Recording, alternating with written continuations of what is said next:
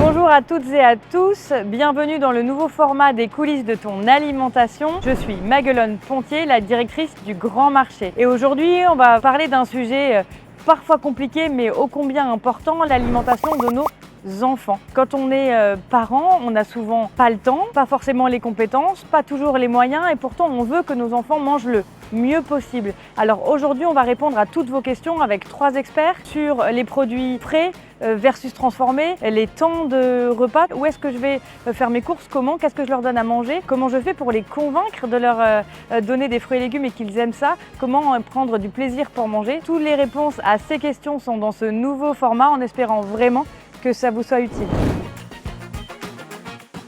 Bonjour Maëlys, tu es diététicienne chez Interfel. Interfel, c'est l'interprofession des fruits et légumes, l'organisme qui rassemble tous les métiers des fruits et légumes, de la production à la consommation. Tu es vraiment notre experte. Est-ce que tu peux me donner quelques chiffres sur l'état de la consommation des fruits et légumes chez les enfants en France? On a une baisse de la consommation chez les enfants. On dit qu'ils consomment 4 fois moins de fruits et légumes que les générations précédentes. Il y a 17% de surpoids et d'obésité chez les enfants. Donc l'état des lieux est plutôt alarmant. Les recommandations sont 5 fruits et légumes par jour. Est-ce que tu peux m'en dire plus? La consommation actuellement des enfants, elle est à 3,5 portions. Pour repère, une portion, c'est la taille de son poing, donc ça peut être une pomme, une carotte, un quart de chou-fleur. Et pour les parents qui ont vraiment envie d'atteindre ces objectifs pour leurs enfants, comment tu nous recommandes d'aborder ce sujet avec nos enfants, notamment les plus petits? Ne pas hésiter à parler de plaisir aussi, à proposer de goûter, de toucher et d'impliquer aussi bien évidemment les parents et les enfants dans des préparations, choisir des menus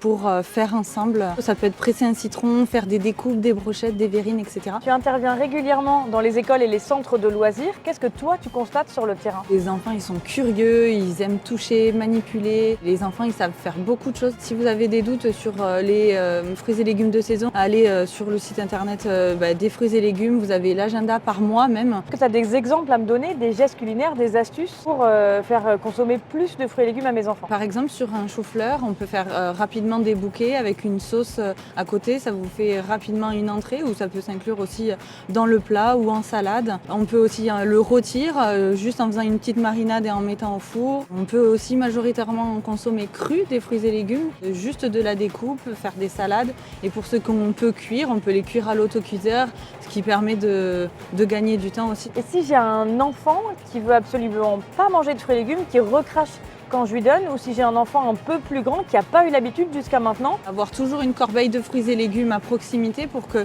ça titille le regard, que ça donne envie aussi. Les faire toucher, les inclure aussi dans les préparations pour qu'ils soient fiers d'eux. À partir du moment aussi où les enfants vont pratiquer, ils vont être contents et ça va leur donner envie d'en consommer davantage. Solliciter sans forcer, sous plusieurs façons. Un aliment, il faut le présenter au moins 8 fois, présenté sous la même forme pour qu'un enfant aime, varier les possibilités de préparation. Et récompenser un enfant dès son plus jeune âge en lui donnant un fruit et pas un bonbon, ça marche ou c'est illusoire? Ça va l'associer à quelque chose de positif. Proposer des fruits à n'importe quel moment, que ce soit pour des goûters d'anniversaire aussi. Là, ça va vraiment avoir un impact encore plus positif. Merci Maëlys, merci pour tous tes conseils. Merci.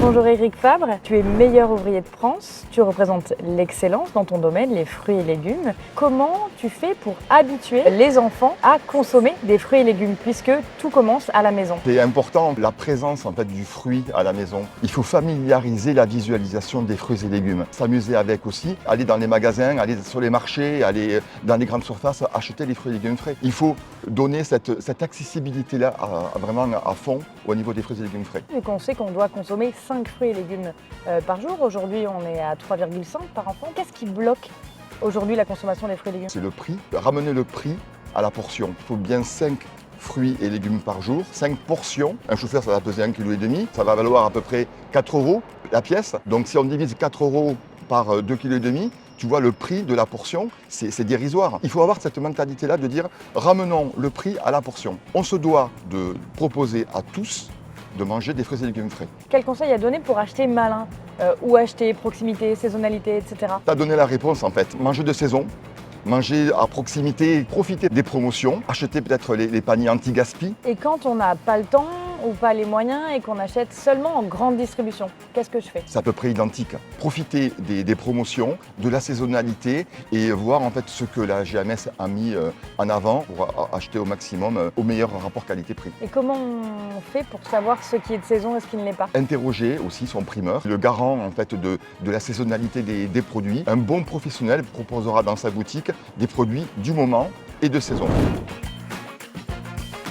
Alors sortons maintenant des fruits et légumes pour se concentrer sur ce qui se passe dans nos écoles et dans nos crèches. Alors Richard, tu es le fondateur et le président de Petit Bio. Petit Bio, c'est l'entreprise qui va préparer et livrer les repas bio dans les crèches de la région toulousaine. Alors on nous explique que tout se passe dans les 1000 premiers jours de la vie de l'enfant pour l'alimentation. Explique-nous ça. C'est une période où l'enfant va connaître un fort développement physique et cérébral. On va avoir des vrais besoins nutritionnels. On va devoir aussi l'accompagner dans la découverte des goûts, de la diversité alimentaire, de l'introduction des morceaux. On nous dit que le repas le plus important, c'est le petit déjeuner. Alors est-ce que c'est vrai? Et comment doit être composé pour être équilibré un petit déjeuner pour un enfant? Le petit déjeuner, c'est un repas qui est important. Le plus important, c'est celui du midi. Le petit déjeuner, le matin, pour un enfant qui va en crèche, qui a moins de 3 ans, c'est surtout du lait maternel, lait de croissance également. À partir de la maternelle, un fruit, une céréale et un produit laitier autant que possible.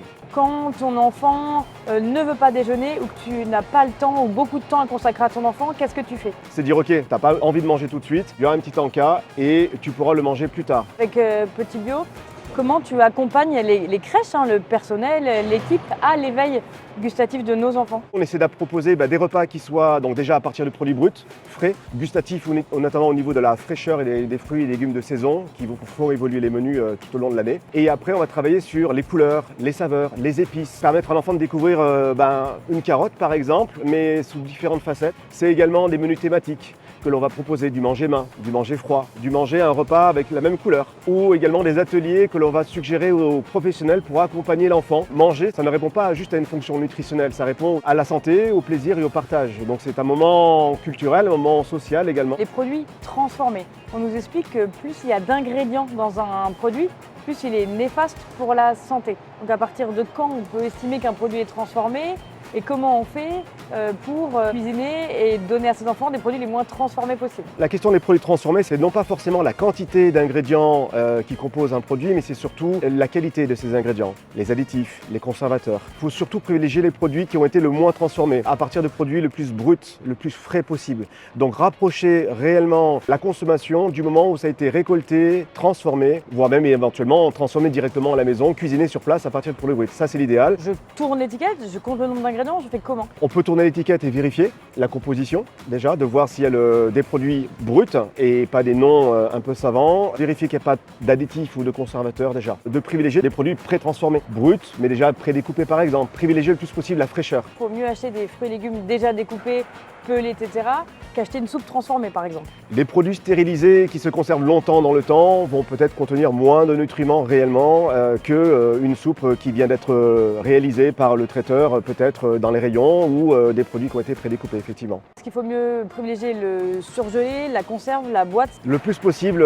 la préservation de la qualité nutritionnelle des produits. Des fruits et légumes congés juste après la cueillette, à maturité, vont pouvoir apporter autant d'éléments importants que peut-être le stérilisé qui va peut-être dégrader avec les méthodes et les techniques de conservation la fraîcheur et la qualité nutritionnelle des produits. Merci beaucoup Richard pour ces conseils. Merci Maglone. Merci à nos 3 invités pour avoir participé à ce programme, avoir répondu à toutes vos questions sans culpabiliser, avec notre temps, nos moyens, nos connaissances. Il faut habituer, acculturer et maintenir des fruits et légumes, des produits frais partout dans la vie de nos enfants à tous les âges. Il ne faut pas hésiter à les emmener avec nous au marché, au supermarché, leur faire participer, les faire cuisiner avec nous, les faire goûter, regoûter dans tous les formats et dans toutes les cuissons possibles. Vous avez à peu près les clés de ce qu'il faut faire. Maintenant, vous pouvez nous rejoindre sur Instagram pour nous poser toutes les questions que vous voulez pour faire mieux manger des produits frais à vos enfants.